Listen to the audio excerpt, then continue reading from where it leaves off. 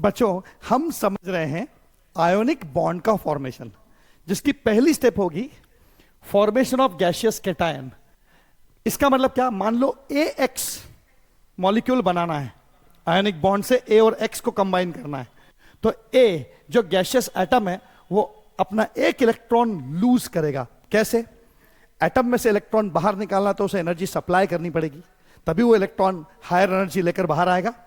तो इसका मतलब ये एंडोथर्मिक रिएक्शन है, और इस एंडोथर्मिक रिएक्शन में डेल्टा आयनाइजेशन एंथैल्पी, ये जो आयनाइजेशन एंथैल्पी है ये पॉजिटिव है।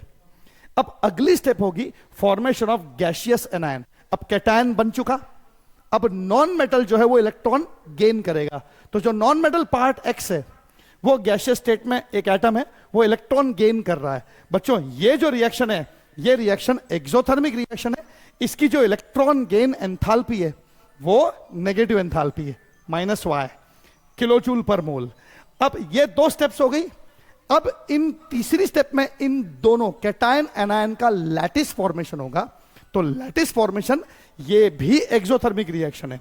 अब लैटिस फॉर्मेशन जो तीसरी केस होगी, इसके अंदर A+ बन चुका है, X- बन चुका है, ये मिलकर एक लैटिस स्ट्रक्चर बनाएंगे और ये एंडोथर्मिक रिएक्शन, ये एक्सोथर्मिक रिएक्शन होगी और इसमें एनर्जी रिलीज होगी -Z, ये लैटिस एंथैल्पी रिलीज होगी इसमें, और AX का फॉर्मेशन हो जाएगा। इस प्रकार आयनिक बॉन्ड पूरी तरह बनेगा।